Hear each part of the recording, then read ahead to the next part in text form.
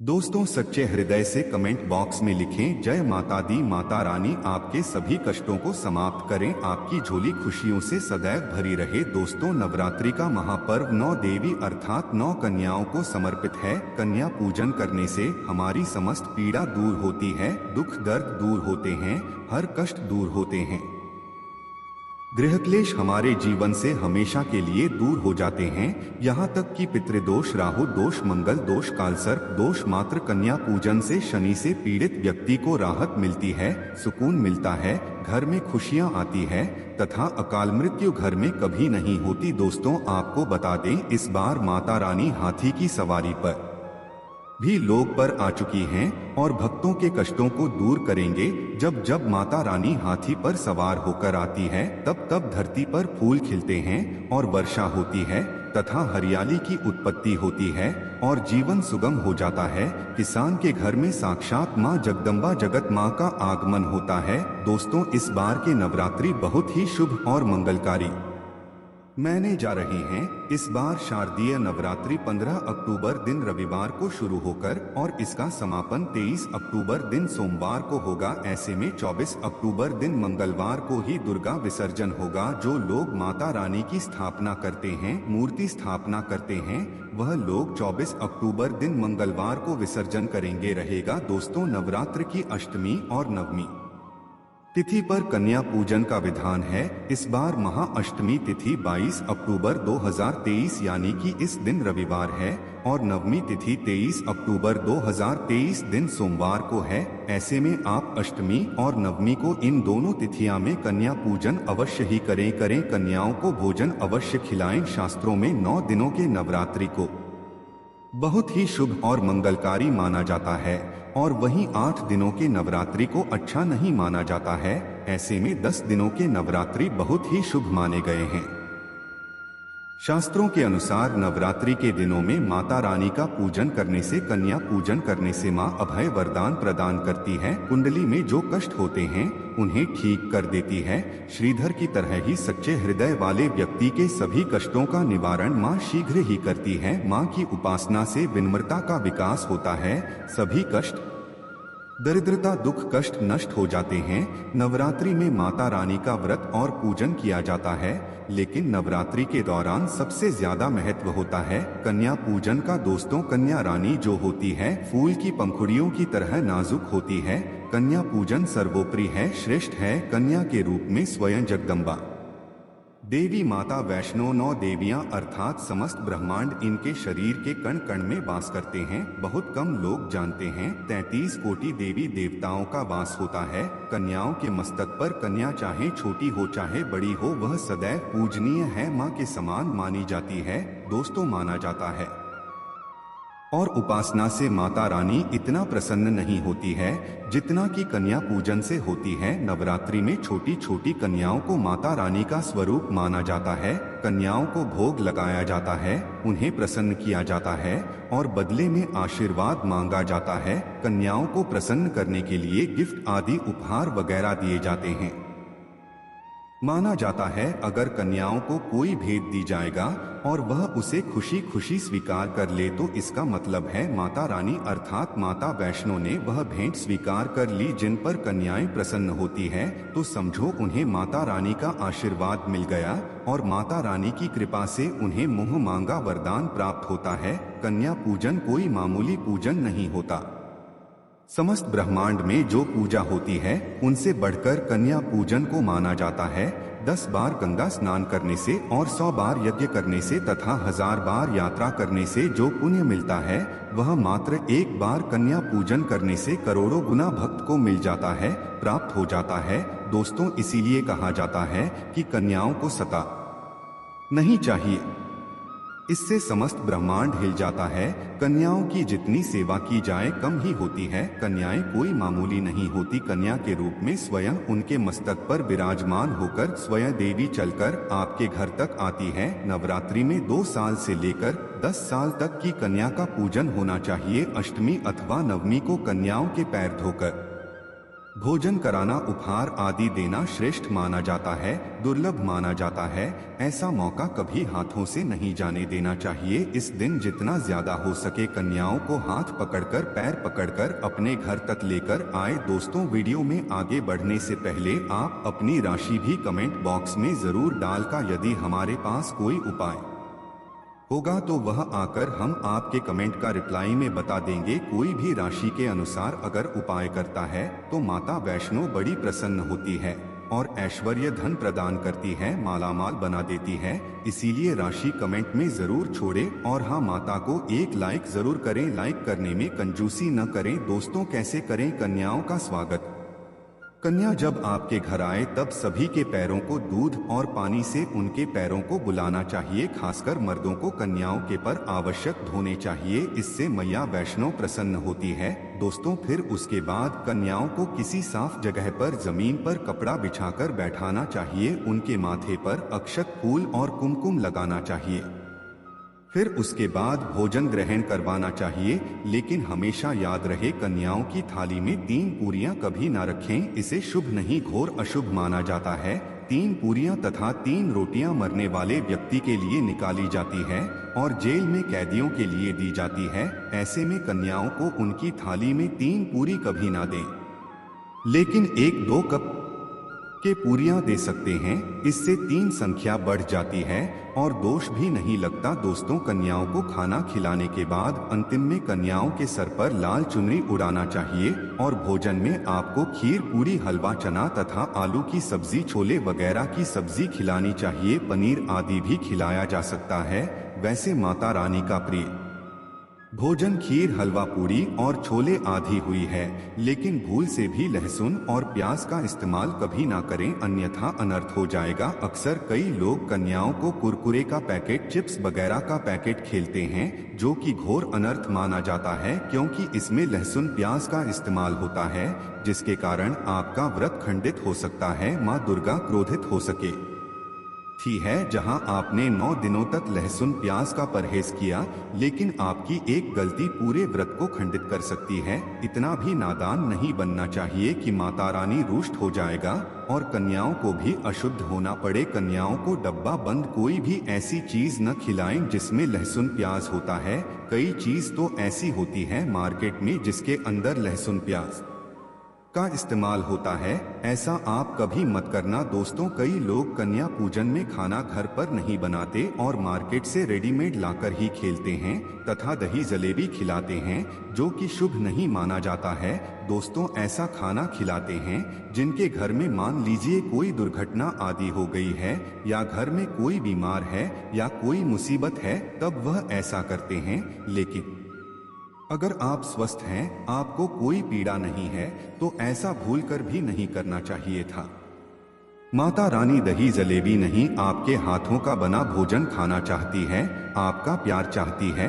फिर चाहे आप घर में एक ही पूरी क्यों ना बनाएं माता के लिए, पर आप स्वयं ही अपने हाथों से माता रानी को भोजन खिलाएं। देखिए, भले ही आप दही जलेबी खिला सकते हैं, परंतु माता को घर का बना हुआ शुद्ध भोजन ही अति प्रिय है। खासकर नवरात्रों के दौरान घर में पका खाना अवश्य बनाना चाहिए। माता रानी बहुत प्रसन्न होती है। घर का बना पक्का खाना ही कन्याओं को खिलाना चाहिए। हमेशा याद रखें, कन्याओं को प्लास्टिक के बने दोने में खाना नहीं खिलाना चाहिए। ऐसे बटन पूजा पाठ के लिए शुभ नहीं, अशुभ होते हैं, क्योंकि प्लास्टिक के ज्यादातर बटन जो होते हैं जानवरों की हड्डियों द्वारा बनाए जाते हैं। इसीलिए ऐसा पाप मत करना। कन्याओं को हमेशा स्टील के बर्तन या पत्तों से बने बर्तनों में ही भोजन कराना चाहिए। बहुत ही शुभ माना गया है। अगर पेड़ के पत्ते में भोजन कराते हैं तो माता अभय वरदान प्रदान करती है। दोस्तों, एक और बात हम आपको बताने वाले हैं कि यदि नवरात्रों के समाप्त होने के बाद यदि बीच में कन्या पूजन में शुक्रवार का दिन पर जाए तो कन्याओं को कोई भी खट्टी चीज नहीं खिलाना चाहिए, क्योंकि शुक्रवार का दिन माता संतोषी को समर्पित होता है और माता संतोषी नवरात्रों के दिनों में सक्रिय अवस्था में होती है, यानी वह भी 9 देवियों के साथ में आपके घर में आती है। इसीलिए कन्याओं को भूलकर भी शुक्रवार का दिन अगर पर जाए तो खट्टी चीज घर में नहीं बनाना चाहिए और कन्याओं को भी खट्टी चीज नहीं खिलाना चाहिए, घोर पाप लगेगा। का किया कराया सब बर्बाद हो सकता है। खट्टी चीजों से माता संतोषी रुष्ट हो सकती है, चिढ़ सकती है, आपको श्राप दे सकती है, इसीलिए नादान न बने दोस्तों। भोजन कराने के बाद कन्याओं की थाली में एक लौंग जरूर रखना चाहिए, क्योंकि लौंग देवी शक्ति तथा दुर्गा माँ को बहुत प्रिय है। लौंग माता शक्ति का प्रतीक हो दी है। लौंग में नव दुर्गा का वास होता है। इन 9 दिनों में माता रानी को लौंग का भोग लगाया जाता है, तो खाना खाने के बाद कन्याओं को लौंग अवश्य अर्पित करें। माता रानी को अमृत से बढ़कर लौंग प्रिय है, इसीलिए कन्याओं को थाली में चुपचाप एक लौंग जरूर रख दें। आपका भाग्य चमक जाएगा। माता लक्ष्मी आपके जीवन में धन की कोई भी कमी नहीं होने देंगे। दोस्तों आपको बता दें कन्याओं को उपहार में क्या दें। कन्याओं को खुश करने के लिए उनकी थाली में दक्षिणा डालें, ताकि आपके घर में संपन्नता बनी रहे तथा धन की कोई भी कमी ना हो। कन्या जब आपके घर से खुशी खुशी धन लेकर जाती है, तो वह भी आपको खुशी खुशी कई गुना आपको धन प्रदान करती है। इस समय कंजूसी मत करना, खुशी खुशी कन्याओं को धन अवश्य देना। कन्याओं को कोई सुंदर गिफ्ट दे सकते हैं। शास्त्रों में बताया जाता है कि कन्या जितना खुश होती है, माता रानी उतना ही जल्द फल की प्राप्ति प्रदान करती है। ऐसे में आप कन्याओं को चॉकलेट बॉक्स दे सकते हैं तथा खूबसूरत कपड़े दे सकते हैं। याद रहे काले कपड़े ना दें, और स्टील के बर्तन भी गिफ्ट के तौर पर दे सकते हैं। याद रहे कि कन्याओं को लोहे का कोई भी सामान नहीं देना चाहिए, नहीं तो राहु केतु का प्रभाव आपके जीवन में प्रवेश कर जाएगा। राहुकाल तथा राहु दोष आपको लग जाएगा, आप बर्बाद हो सकते हैं। दोस्तों जब कन्या अपने घर के लिए प्रस्थान करें तो उनके चरण जरूर छू लें और अपने मन में अपनी प्रार्थना को पूरा करें। सच्चे दिल से मांगी मुराद माता रानी अवश्य ही पूरी करती है। सच्चे दिल का मतलब होता है मन में कोई भी लालच न हो, और अगर वह लालच माता को पाने के लिए बन जाए तो उसे बोलते हैं सच्ची श्रद्धा और सच्ची भक्ति। ऐसी भक्ति के आगे स्वयं 33 कोटि देवी देवता आपको नमस्कार करते हैं। दोस्तों नवरात्रों के दिनों में अगर मिल जाएगा आपको यह संकेत, तो समझो माँ दुर्गा आपके घर में आ चुकी है। यह संकेत बताते हैं माँ दुर्गा का आशीर्वाद आपको प्राप्त होने वाला है। तो आइए शुरू करते हैं। दोस्तों पहला संकेत, जब आप कलश स्थापना करते हैं तो से निकली हरियाली बहुत ही शुभ मानी गई है। कहा जाता है कि जाओ से निकली हरियाली हमारे भविष्य में होने वाले अच्छे और बुरे होने का संकेत देती है। यह सभी बातें हमारे आने वाले साल का भविष्य बताती है। यदि आपने जॉब हुए हैं और वो किसी कारण वश नहीं हो पाए हैं, तो यह संकेत बड़ा ही मनहूस माना गया है। कहा जाता है कि नवरात्रों में जो अगर सूख जाते हैं या बढ़ते नहीं हैं, तो आपको समझ लें आना चाहिए कि यह साल आपका खराब होने वाला है तथा घर में कोई बीमारी आने वाली है, या दिन दुगनी रात चौगुनी आपकी कम होने वाली है या घटने वाली है। दोस्तों यह धन हानि का संकेत माना गया है, क्योंकि आपने कोई ना कोई गलती ऐसी कर दी होगी जिसके कारण माता रानी नाराज हो गई है। इसीलिए माता से आप क्षमा अवश्य मांग लें। माँ अपने भक्तों को अवश्य माफ करती है। एक माँ ही होती है जो अपने बेटे को, अपने लाल को हर गलती पर माफ करती है, लेकिन ऐसा बेटा किस काम का जो माँ से माफी मांगे। इसीलिए माता रानी से अपनी गलती की माफी अवश्य मांग लें। मैया वैष्णो अपने भक्तों को कभी निराश ही नहीं करती, बल्कि उन्हें धन धान्य से और खुशियों से परिपूर्ण बना देती है। और दोस्तों यदि जो हरे भरे हो जाते हैं तो यह शुभ संकेत होता है। इससे आने वाले समय में आपको बहुत ज्यादा ही धन लाभ होगा। माना जाता है कि 1 रुपए का सिक्का या चांदी का कोई भी सिक्का जॉब के बीचों बीच में अगर मिट्टी में दबा दिया जाए तो घर में सुख समृद्धि आती है। माता लक्ष्मी दौड़ी दौड़ी चली आती है। जो के अंदर हमेशा 1 रुपए का सिक्का अवश्य डालना चाहिए, जो को खाली नहीं रखना चाहिए, उसमें धन वगैरह अवश्य डालें आना चाहिए। इससे माता का आशीर्वाद सदैव परिवार पर बना रहता है और जीवन में कोई भी संकट नहीं आता। खाली जो मतलब धन भी खाली, खुशियां भी खाली ही मिलेंगे। दोस्तों नंबर 2, यदि आपकी नींद नवरात्रों के दौरान सुबह 4 बजे के आसपास खुलती है तो इसे बड़ा ही शुभ संकेत माना जाता है, क्योंकि यह समय ब्रह्मा मुहूर्त कहलाता है। इस समय देवी शक्ति अपने सच्चे भक्तों को ही जागती है। इस समय उठाना मतलब माता की कृपा प्राप्त करने के बराबर माना गया है। यह संकेत बताते हैं कि माता की सच्ची भक्ति का प्रभाव आपके ऊपर हो चुका है और माता रानी आपको जल्दी ही कोई खुशखबरी देने वाली है। आपकी सच्ची भक्ति से बहुत खुश हैं। दोस्तों नंबर 3, यदि नवरात्रि में आपका मन प्रसन्न होने लगे, पूजा पाठ में आपका मन लगने लगे, पूजा करते समय मन का शांत होना, यह दर्शाता है कि आपको बहुत जल्द माँ की कृपा प्राप्त होने वाली है। माता रानी आपकी भक्ति से बहुत खुश हैं। आपकी भक्ति माता रानी को आनंद दे रही है। ऐसे व्यक्ति को समझ जाना चाहिए कि उसके जीवन में आप अच्छा समय आने वाला है। दोस्तों नंबर 4, नवरात्रों के दौरान अगर माँ के गले से फूल गिर जाएं तथा जौ के हरे भरे पत्ते अगर बिन हवा के हिल जाएं, तो इसे अति उत्तम माना गया है।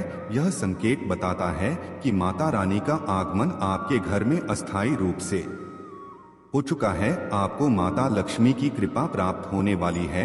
यह संकेत कुछ खास लोगों को ही दिखाई देते हैं। माना जाता है कि पूजा करते समय अगर धुआं अधिक बढ़ जाए तो इससे यह पता चलता है कि आपके घर से गरीबी हमेशा हमेशा के लिए जाने वाली है। भूत प्रेत आत्माएं अब आपके घर से हमेशा के लिए जाने वाले हैं। पूजा करते समय धुएं का अधिक होना बहुत ही शुभ और मंगलकारी माना गया है। यह संकेत भविष्य में अच्छे परिणाम को दर्शाते हैं। दोस्तों नंबर 5, द्वार पर गाय का आना। वेदों में बताया जाता है कि नवरात्रि के दौरान गाय माता का घर में आना बड़ा ही शुभ संकेत माना गया है। नवरात्रि में द्वार पर गाय का आना अत्यंत शुभ है। यदि आपके भी द्वार पर गाय आती है तो गाय के माथे पर कुमकुम लगाना ना भूलें तथा गाय को रोटी जरूर खिलाएं। इससे माँ दुर्गा अत्यंत प्रसन्न होंगी और आपकी झोली खुशियों से भर देंगे। द्वार पर गाय का बार बार आना भी जीवन में आने वाले अच्छे संकेतों की ओर इशारा करता है।